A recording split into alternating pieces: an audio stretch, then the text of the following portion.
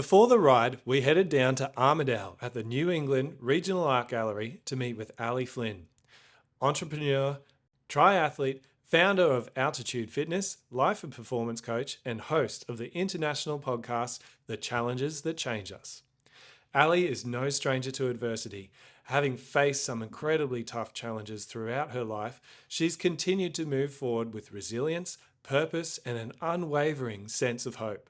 Through her businesses, coaching, and podcasts, she helps others navigate their own challenges and discover what's possible on the other side. We felt Ali was the perfect person to talk to about what it really takes to overcome adversity, build resilience, and keep showing up when life gets tough. Share a little bit about your journey and what led you to, I guess, co-found your business and start your podcast. It's a very big question. I think my journey really starts back in my childhood, where I grew up in this like a beautiful, privileged environment, but I also grew up with a lot of pain. So I grew up in a family with domestic violence, sexual assault. I had years of sexual assault. And there were times that I slept on the street as a kid. So I did a lot of running away from home because it wasn't safe. And I had that part of my life that no one really knew about. Like, it was so hidden from the world. And I went to a private school and I played almost every single sport under the sun. Like, I had this amazing life on one hand, but in my four walls, it was very dangerous. It was very toxic.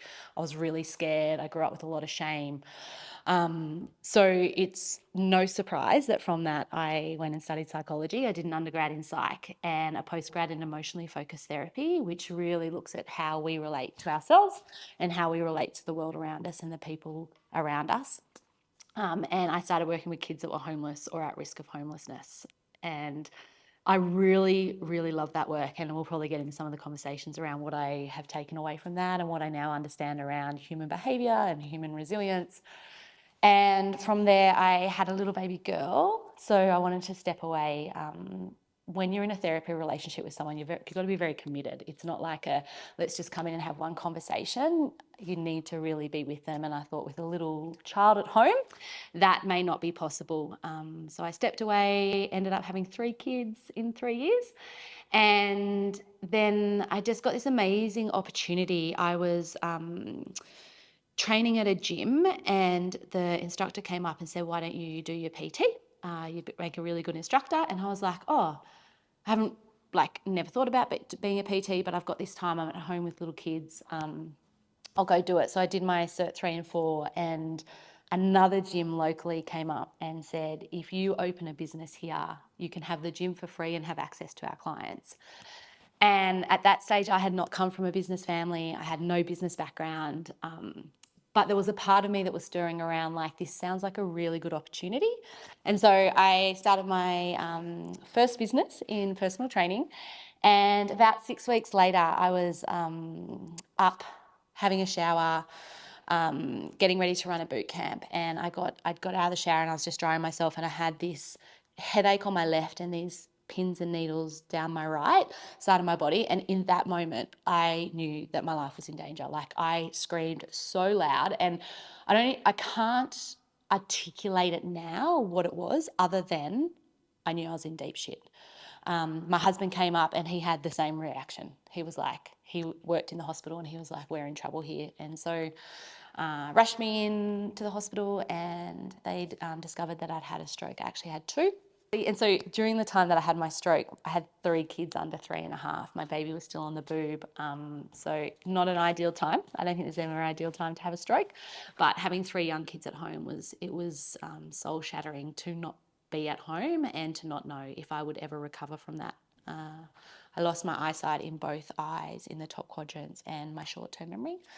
So don't know if you've seen the movie 50 First Dates. But that was me. Like, I would wake up and I looked and sounded normal. I looked like this in ICU, but I had no clue why I was there, what was going on, if I'd eaten breakfast, if I'd put on undies for the day. Like, just had no concept of that.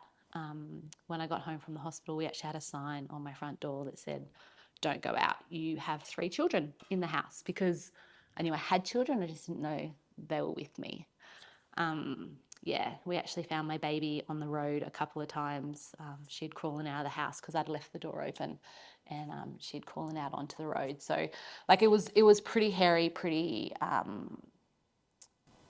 I would say the hardest part was not knowing if you'd ever get better. You know, there's a lot of statistics and evidence out there around when you have a stroke and whether there's improvements and what that would look like for me, for my life, for my family, as a mum, as a wife. Yeah, so it was actually in ICU in Sydney that I decided that I was going to be a triathlete, which I'd never ridden a bike, a road bike in my life, and I'd not ever done an ocean swim. And I think I'd run 5Ks in my, like, maybe, I don't know the exact time, but maybe a few months before my stroke. So, like, I don't know what made me decide that, but in that moment in ICU, I was like, I'm going to be a triathlete, and that's going to be part of my recovery.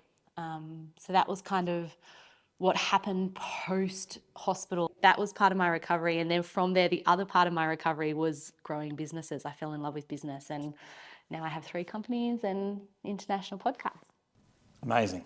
Yeah, well, so like your podcast has featured many stories about resilience. What does it actually mean to you personally? I actually often sit down and think about this. What does that word mean? How does it show up in my life and lives of the people that are around me? I think there definitely is that element of being able to bounce back. I am cautious around that, though, in the sense that being resilient isn't about having adversity hit you and bouncing back straight away. You know, I think there's a real process that happens when adversity hits, and I think that it's important to acknowledge each of those phases that we go through. A huge part of what I've seen around resilience is that ability to be able to create meaning around what's happened for you. It's sort of like, here's the old me, this big thing happened. Now, what does that mean for me? Who am I now? How is that different? How do I now integrate that into my life and into the world that I'm in? So I think with resilience, it's really about that ability to be able to ride those waves of life, you know, like they come like sets, and some people tend to be in the ocean for a long time getting smashed by all of these sets of waves, and others, you know, it may be 1, 2, 3, 5 moments of their life that they have that adversity. But I think as humans, if we're here for the full human experience, that it is one known. We will face adversity, we will face time of trouble, and you know, we can learn the skills and strategies to be able to help cope better when life hits. And that adds to our resilience bucket. Like, the more we experience, the more we learn, the more strategies we have, the more resilient we will be able to feel next time some adversity hits. Do you think there's like do you think people are scared of resilience, or are scared of the things that happen to you to become resilient? Because what I've found is that a lot of the conversations that we have, especially around our relationship with climate or the natural world and those sorts of things, and that real disconnect that there seems to be having of everybody living in cities and no longer having engagement with that, is that they are literally terrified of anything, of the potential darkness that could be there. And so we kind of prioritize safety above all else, and safety does not make someone resilient. Yeah, and I think there's some really beautiful research coming out in how we now understand challenge and how that serves us. I don't know if you've seen the performance bell curve of, like, where you don't have enough stimulus in your life, that you end up bored, you can feel fatigued, you can feel drained. It can almost mimic the signs of when you've had too much stress. And then we kind of sit in this comfortable zone. But once we start getting outside of that comfortable zone, there's some real magic that happens around the challenge zone. I think where people get really worried is if you're in the challenge zone for too long, you move into a strain zone. And if we're in the strain zone for too long, then we feel like we fall over. But the magic that can happen out of facing adversity, out of having challenges, out of being able to stand there and be like, I did that hard thing. Like, I did that thing, and now I can do the next hard thing, or whatever comes at me. I feel like I'm capable and confident enough to be able to do it. I may not know the how. I may feel like completely overwhelmed and like you may lose someone you really love. Like the grief might feel like it's never going to leave. But there's a tiny little voice there that says, you know what, I can do hard things. Like this is a moment, and this is like when I talked about the ocean, it ebbs and flows, and right now is tough, but there will be another chapter.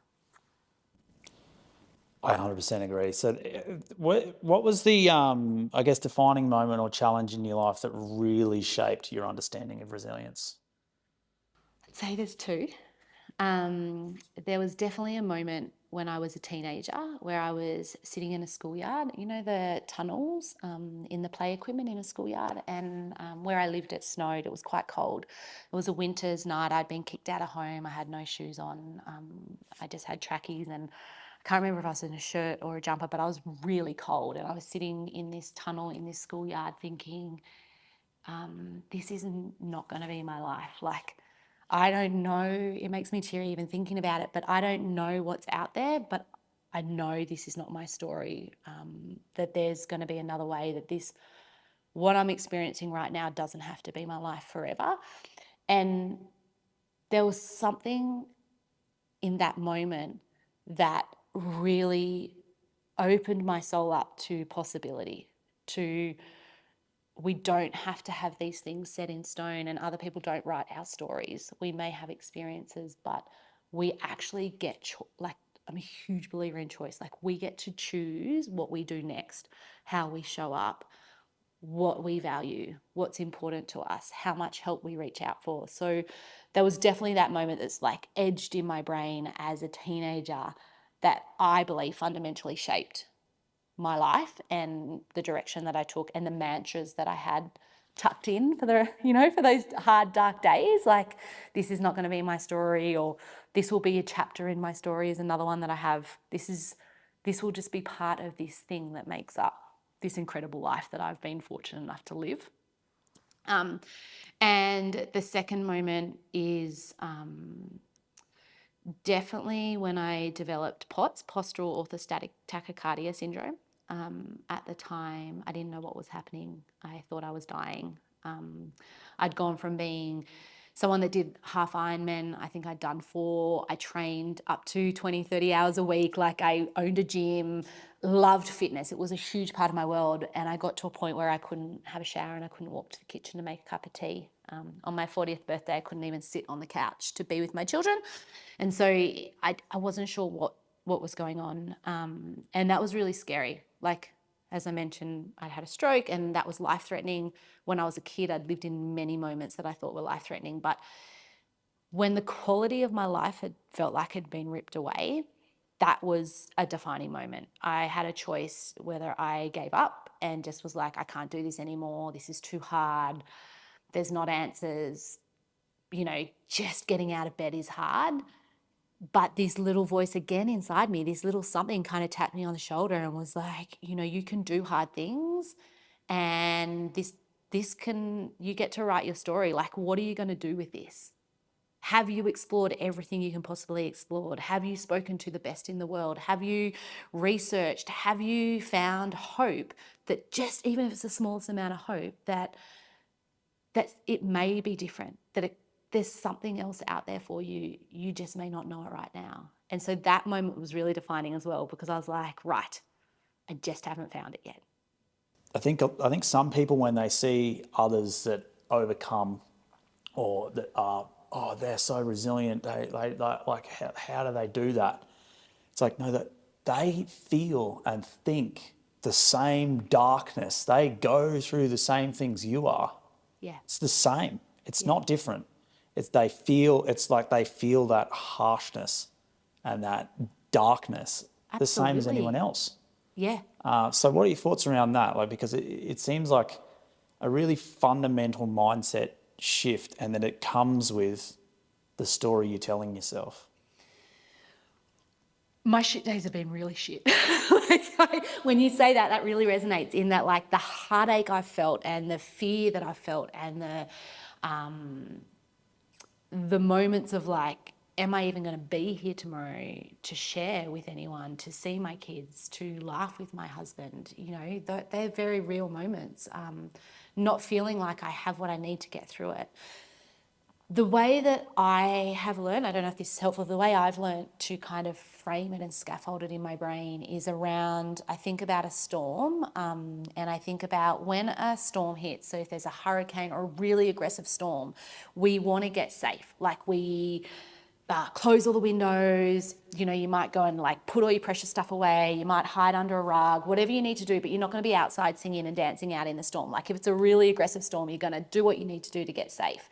And I think about that with adversity. Like there is a moment in time that you may need to shut the hatches. You may need to remove yourself from things that you normally do in your everyday life because you are in survival mode. Like stuff is hard and you need to use all your internal resources to get yourself psychologically and physically safe. But where I think, like I really believe, is that there's two more phases to that, and it's really important that we recognize when we move through that. The second is like a striving phase, you know, like when the storm has gone, but there is a mess everywhere. Like the branches are all down, you might have a broken window, there might be like hail damage on your car, whatever it is for you, but there is like, it is a mess. And you are trying to work out what your new normal is. It's like, who am I? What does my world look like? The thing that scared me or the thing that was really hard isn't there anymore. But this is the messy middle. This is the part that I'm no longer who I was, but I don't know who I'm becoming and I can't see it yet. And so identifying and recognizing when you're shifting and moving through that phase, but as equally as recognizing that phase, there is then the sunshine, you know, and I think we forget to recognize that. You know, like when the sun comes out and things aren't like you've moved through that striving phase, the yard has been cleaned up, the windows have been fixed. Have we actually paused and stopped for a moment and been like, oh, I'm not where I used to be. Like I'm no longer there and things are good and there is joy and there is beauty. And you know what? If everything stayed as it is right now, I'm doing okay in this world. And I really believe that, like, I think we can, if we can have scaffolding, like our brain likes to know what's coming. So if we can put kind of some frameworks or some scaffolding behind our experiences, then it can help us have language to it and create meaning to what we've experienced in our life. It's almost like a sense of complacency if everything is great all the time, that anything that happens like that, it's almost like when you get stuck in the storm is in the survival mode, and then when it stops, survival mode's still there, and you're looking around the mess being like, I can't clean this up. Yes. There's like a paralyzedness. They stay in the first two phases. Yeah. And then, or you have the ability to be like, okay, well, like a mindset shift again. And it's like, what do we do next? Like, how do I just need to do one small thing today to improve what's happened, so that, and then off the back end of that is like, there's that feeling of gratitude. And like I find people that go through adversity there's more gratitude and more love and more acceptance for like people or things that happen in their lives. It's remarkable. I describe it as like you get this amazing pair of glasses, you get to look through the world. You know, when you've seen the darkest of dark, or you've really felt that fear, or you've felt like you can't get through, and then you can see the beauty. Like the colours and the beauty that I see in the world today only is possible because of what I've seen on the other side. And I truly believe that. I actually had a conversation with my husband early on. I was like, I want to create a safe space for my children, but how are they going to learn to love life as much as I do if they don't experience the challenges that we've experienced? Like that was a real struggle for me as a mum, because you don't want your kids to have pain. But I don't know how they can see the beauty at the level that I see the beauty if they haven't experienced the loss and the grief and the challenge and the fear. It's actually interesting, and I think this really leads into like a really good way of like the endurance things that we do, but also, you know, some of the things that you were talking about, endurance with your life, but your kids' lives as well. Introducing challenge is something, it's a very new thing for humans, right? We are extremely comfortable. Yeah. As a human race, we are very, very comfortable. And I'm finding that there's that rise in anxiety, the rise in depression, and all these other things that are occurring off the back of that. But we have to now introduce challenge. How do you find that? Like, because you're saying you want to keep your kids safe, but you seem to be quite intentional with introducing challenge into your kids' lives. And how have you found that with the growth and the resilience of your children?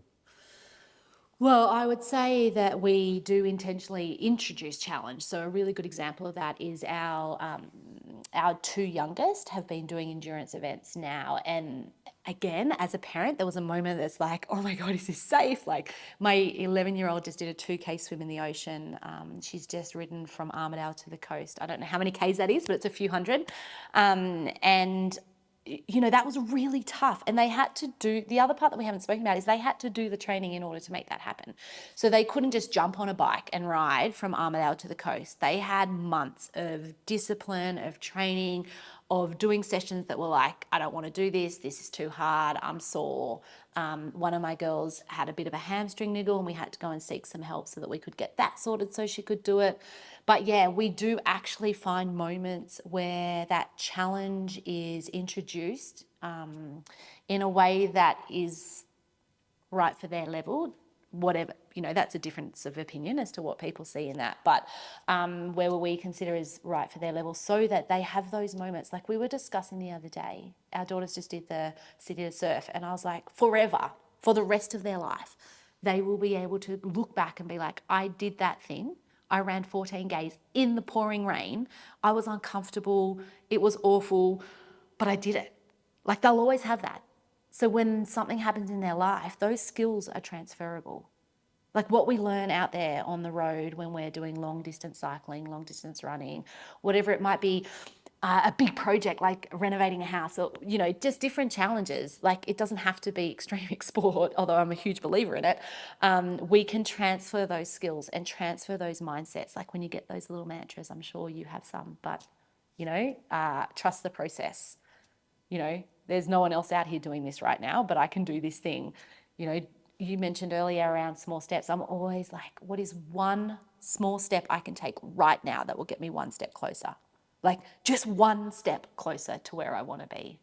Those mantras, that mindset, that develops through the training that we do, the challenges that we face. So are we finding those little micro moments in life that we can introduce challenge into our children's lives so that they can experience that early and have that when life really gets tough or gets going later on? I think it's pretty remarkable that you have that mindset as well around your children, because you could go the other way. You could be like, no risk for my children ever. I never want them to have to deal with this ever. But you've grown off the back of adversity and you see life on the other side. Yeah. And so I think it is really remarkable that this is the way you show up for the people in your life. How have you found that though? Like, because you're saying it's really tough as a mum to be like, I want to keep you safe. I'm just going to throw you out to the wolves and see how you go. Yeah. Because not a lot of mums would do that. Yeah. Not a lot of mums would see that as a way to prepare their children for the real world or how they would have to deal with adversity. They would go, I want to make sure that they're as safe as possible. And that's admirable too, but I think there's so much out there that can go wrong, and just preparing them to the point where do they even love it? They do? Yeah, they do now. Yeah. Yeah. It did take they definitely do now. I think though, the way that I see it is training for life. Like, how are we training our children for life? And are we just hoping that we put their backpack on in the morning and send them to school and that they're getting everything they need in that environment? Because we know that one environment is not enough. And, you know, we just lost a really dear family member in the last couple of months. And I actually said to my husband, like, this is hard, but isn't it great that this has happened while they're still under our roof, and that we can have conversations around grief and that we can help them navigate this challenging part in their life? Because I guarantee you, there is a whole list of people they're going to lose that they love throughout their life. So I guess it's just taking them as educational points, but it's education from a very different perspective. Do Yeah. you find, have they ever mentioned anything about being inspired by what you've overcome as well? Because they obviously listen to or have heard you talk about a lot of this stuff on podcasts or with the guests that you've spoken to. Like, how do they see that and I guess reflect that in their own lives? Well, I haven't spoken about my oldest daughter. She has had a chronic illness her whole life. So she's had about 14 years of really toxic drugs. She was on chemo. It was horrific. Like there was nothing about that was easy, nice. It was one of my hardest moments as a mum that I've ever experienced, watching her be that sick, not knowing what the future holds. And during that time, I actually, with my podcast, I had run out of guests and I was like, I don't have, she heard me in the kitchen. I think I'd said to my husband, like, I don't have the energy right now to go and find a guest and to do this interview. And there's this little tap on the door and she's like, Mum, I just heard you. I want to do a podcast. Like, can I come on and do it? And I was like, no, you don't need to. Like, it was a safety thing, right? My first thought was, it's a global podcast. Like, do I want that information out there? You're in your hardest moments of potentially your life right now. Is that? And then I was like, whoa, this is all my stuff, right? This is all my stuff. And so I said, yeah, let's do it. And it was in that moment that I really heard the impact that I've had on the children, because it was through her language and through the way that she views the world. You know, I heard things like, when I asked her, how do you go back to school? When you've missed a year of school, how do you walk back into that playground as a teenager and show up? And she's like, well, Mum, you just do the one thing. Like, if all I need to do is focus on getting to school that day, just focus on getting to school. Don't think about what's going to happen in the class, like my third period or after school, or what's going to happen in 3 months. Like right now, getting to school is hard and that's all I've got to do. So that was a huge moment where I was like, oh, maybe some of that life experience is now rubbing off on the next generation. Without them, I mean, she's obviously been through very hard stuff, but we can learn vicariously through other people's experiences that will then help us with our own experiences. Which I guess is another reason why your podcast is so powerful and why people really connect with it too, right? They're hearing these stories and it is through, like, not everybody has had those struggles that the guests on your podcast have had. Yeah. But it is that vicarious, like, oh my God, how did they ever overcome that? Yeah. It's the hope. I think when you hear other people's human stories, you're like, oh, it's possible. Like that's a magic. Hope and possibility are two very magic words. I think you mentioned earlier around, as a society, we don't want challenge. But what if we don't see challenges as that? Like what if they're just learning points in our life where we get to get more richness? Like what if that is the lens that we view it through? Like this challenge is only going to give me more breadth and depth within my life.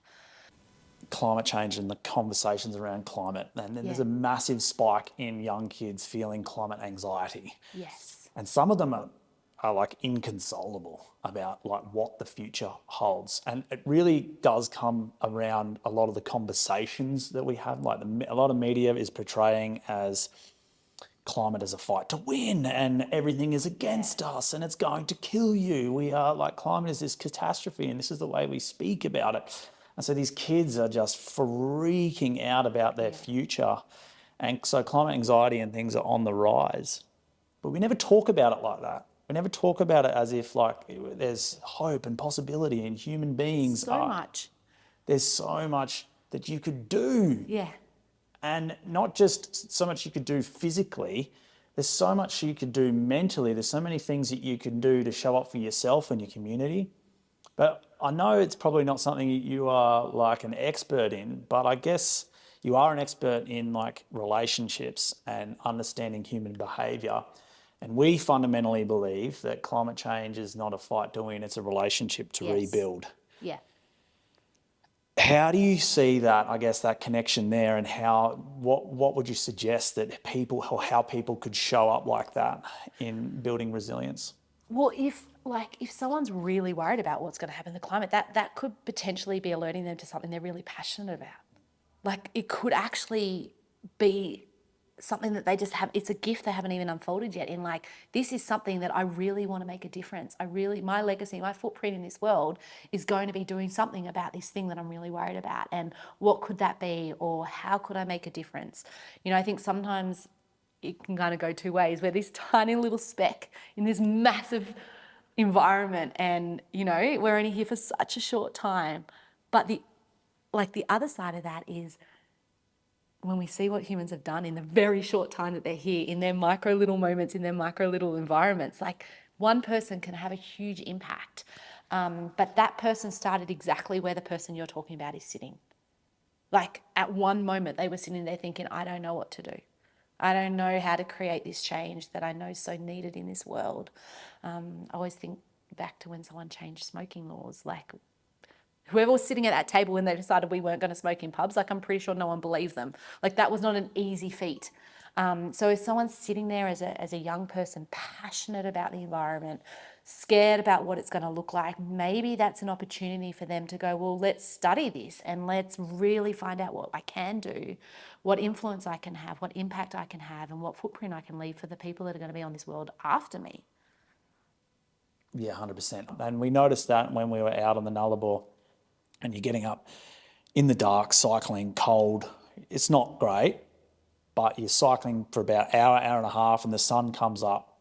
Beautiful. And I've never been in the desert or a really flat plain with the sun coming up. Like, when it's flat like that, it's the sky looks massive. Yeah. And so the sunrise is like you're almost completely engulfed by it. And it's just like, oh my God, it was so profound. Yeah. That, like, we just had to stop and be like, I can't believe this. And it happened every morning. Yeah. I think that level of awe, which is something that we don't really talk about, a level of awe that has almost like a spiritual I was just going to say, change. it's that spiritual, you know, people, like, I'm not really religious, but I am when it comes to nature. Like, it's my spiritual world. Like, when you see and you look at the sunsets, or you look at the sunrise, or you look out over it. This morning I was sitting there having a coffee, looking out over our lagoon that's not normally there. It's just that we've had so much rain, and just breathing it in, just being like, wow, this is actually magnificent. And how we spend our time, like what we think about, has a huge influence on how we feel, how we show up. And if you're finding those micro moments where you're like breathtaking, like, whoa, this is magnificent, that is feeding your soul. You're filling your bucket up with beauty, with joy, with things that are bigger than you are, with this expansive kind of feeling inside your soul. That then I think about it like a bank, like an account or a jar with heaps of lollies in it, and like you're putting in all your resilience lollies, so that when life hits you, you can kind of pull them out and you've got some reserve there. So when you're seeing that beauty, and when you're breathing it in, and your nervous system is like, this is amazing and I'm safe, but this is like, it's so much bigger than what I am right now, that fills up your jar.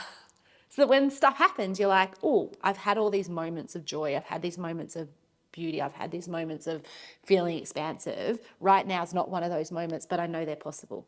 I know they're out there. I've experienced them. It's only a matter of time till I can get back to that. It's touching on that nervous system thing too, like, because 2008, it was the first time that we've actually transitioned from being mostly rural living communities to now city-based, 2008. So it's very, very recent. So we've just gone over 50%. And I think environment really dictates a lot of overall health and well-being. Mm-hmm. A lot. Mm-hmm. More than we could possibly imagine in a lot of ways. And cities are not really designed for human health. They're designed for productivity, and there's just an assault on the senses to the point where most people are just blasé to it. And so their nervous system is peaked a lot of the time, even if it's an unconscious thing. Yeah. The disconnect that's happening in the cities the importance of going out and seeing nature and being in those environments? How would you believe that that's so important? Well, I think what you're talking about there is like our everyday becomes our normal. So over time, if we're living in this state of reactivity, of pressure, of stress, of being around cement all the time, like that just becomes our normal, and we don't actually realize what it's like to get back to base. But if you go out and experience nature, now it may be bushland for you, or it might be the ocean, or it is different for everyone. But if you go and spend that time in nature and you do it consistently, like I would love you to come back and tell me if you don't have a change of state from that. Do you know what I mean? Like we know the research backs it up. There is an overwhelming amount of research coming out now around the importance of nature and well-being and what the impact that has on our nervous system. But even without the research, just experience it. Walk out there. I think we are so used to being fast-paced, on the go, this dialogue in our head that says, I don't have time. I don't have time. I hear that. I reckon I would hear that line at least 100 times a day in my work, because I work in a gym and then I do leadership coaching and then I've got the podcast. So I'm across multiple platforms. But it is this language. Now, we're the only ones saying that to ourselves. When we have that, what if that was followed by like, oh, maybe I need to get out in nature? Or when was the last time I actually stepped outside and felt the breeze on my skin, or watched a sunrise, or just put my feet on the earth? It can, I used the word soul before, it fundamentally moves your soul. Like it anchors you. Yeah, it just gives you that pause. It gives you that release of the nervous system. It brings it back to base. It allows, more often than not, if you're in a peaceful environment, a beautiful, engaging the senses, nature environment, you're going to breathe easier. Your breath will slow down. That will impact your nervous system. You can feel your shoulders start to relax. I think the science is just going to continue to back this. It's like we're just a little late in catching up. We've had this shift, and now it's like, oh, well, we know we need to come back. But there's this language around, I'm too busy to do that. I don't have time. Yeah, and I guess this touches on a lot of the stuff that we were talking about as well with the trade nut boys, especially with men. Like the state of the suicide rate of men at the moment is like just I can't actually wrap my head around it, and I think there's a lot of things that are pulling at all of us, men and women alike, but it's almost like there's just no hope. To get to that point, there's just no hope, right? What you're saying is that, like, I think we're at this level and we're peaking. We just don't feel like we have the time to be able to invest in any of these things, or we don't feel like we could possibly do it. And then it just snowballs and we just get into this pattern of thinking and this way of being that ultimately ends up in some pretty dark places for some people. And so I want to explore that a little bit, because I know that a lot of our listeners, people watching this, are because of that mental resilience as well, that they just don't feel like they could possibly do it. Yeah. And it's entering into, or they just don't feel like they have the time, or they're like, oh no, that's for somebody else. I couldn't possibly do that. Do you think that that's just a level or pattern of thinking that we just get bogged down in? Yeah, I think we've moved so far away from being brilliant at the basics. Like the basics are simple: nutritious food, hydration, movement, nature, sleep. Like we know these things as a human. We need to be a thriving human in this world. Are they hard? Yes, otherwise everyone would do it, but they are the basics, and we need to spend our time and invest our energy in being brilliant at the basics. I also put in the basics of recovery, which is what you're talking about there. Like, do we actually know what recovery looks like for us? How we fill up our buckets so that we can go again? Or are we just hoping that we're robots and we're going to keep going and that we don't need to do that? Now, if you go and look at any of the research and the evidence out there, in our recovery box is spending time in nature. If you look around mental health and what we know around mental health, spending time in nature. I worked for Lifeline. I did 4 hours a fortnight on the phones. And, you know, when we think about and understand what happens for someone when they're suicidal or on their dark days, like, you know, maybe one of the things to start with outside of getting some clinical help is just stepping out in nature for a moment, like what the sunlight can do for us, what the fresh air can do for us, what that permission piece, like sometimes I think what can happen when you go into nature is you give yourself permission to pause. It's like they go hand in hand sometimes. You know, I'm here now, I can be a little more present. I give myself permission to pause. So I think we might know intellectually that it's helpful, but we're not doing it. So there is a part that I see in people that are resilient when you think about like what are the traits and the characteristics that we see, that they don't just have the knowledge, they act on it. So if I'm having a tough time, if life is hard, I will implement nature into my everyday life, just trusting and knowing that the research says that's going to help. I might not notice it in that moment. I might not feel it. It's like going to the gym and doing a bicep curl. You don't see your bicep getting bigger, but you know the more bicep curls you do, the bigger the bicep's going to get, the stronger you're going to get. So I know that about nature and resilience and mental health is that if I spend time in nature, I am plugging in and refueling. I just have to trust that process. And over time, then I start to feel the benefits and see the benefits. Don't know if that answers your question. It does, and it does like really, really well. And it's more about along those lines as well. It's that anything that's good for us is always hard in the beginning, and which is probably that cost of entry that a lot of people won't continue or have that discipline to continue, because everything that's bad for us is super easy. Like you want to get on the piss every night, that's really easy. That's really easy. But eating healthy and working out and doing these things, the things that you really need to have good overall health and well-being, they're hard. And I think that's that cost of entry for a lot of people, that they just can't seem to overcome that barrier.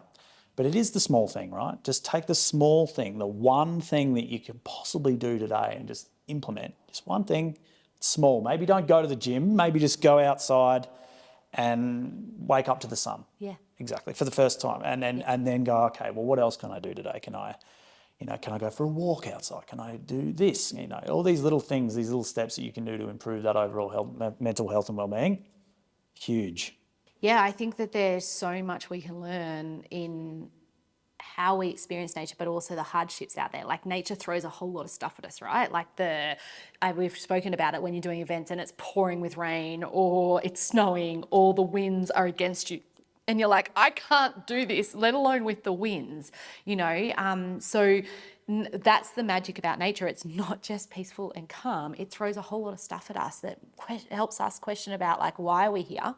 You've got to have a really strong why when you're out there on those tough days in nature. And so when you can really anchor into, well, like, why am I doing this? And what is my purpose? And like, what got me here in the first place? That can then be transferable to life, because then you start to ask those questions around life. Like, why am I doing what I do? And why is this important to me? And how does that keep me driving forwards? We haven't spoken around values, but I think that that's one of the gifts that you get from facing death or being out there, even with the environment, when you get things come at you and you don't know if you're going to make it through the night, or the walk, like we were speaking about that earlier, that when you can work out what your values are, that can help guide you in the darkness or in adversity. It's like, these are the three key things that are really important to me. And I think nature is one of our environments that we can learn that in. Endurance events is one of those it's another environment. Like, we go to school to learn some things, but we can have that as our teaching ground. Go into nature, experience it, learn the hardships, watch how nature responds, like in winter, and then how the trees come out in spring, like that resilience of being able to get through that harsh winter and then be able to grow the shoots again. Like, how do we then take that lesson and bring it into our soul? Like, I was actually thinking there's a really beautiful metaphor that I haven't shared with you that I think might be really helpful for people that are watching, is around a mountain. I often think about, this is something I learned many, many years ago, and I think about a mountain's there, right? And the mountain has seasons coming around it. Like, it might have snow, it might have winds, it might have winter where all the leaves are gone, it might have spring where it's fresh. And we don't control the weather that's going on around the mountain, nor can we control the way that tourists see the mountain. So tourists might come and be like, that's the most beautiful mountain, or they might be like, I can't even see that mountain, there's too much fog, or that's too steep for me to climb. Or, there's so many ways that we view that mountain, but that mountain is rooted in earth and nothing will change the core of it, the inside of it. And so that is how I think about like the inside of me, like my internal resilience. It's like stuff will happen around me, but you can always come back to that anchoring of feeling like a mountain, and that, these things are part of life and part of learning and part of being human. But when we can anchor in, when we can have this core, and I believe nature is one way to help grow that, to understand that, because we see those changes in the environment and we experience them.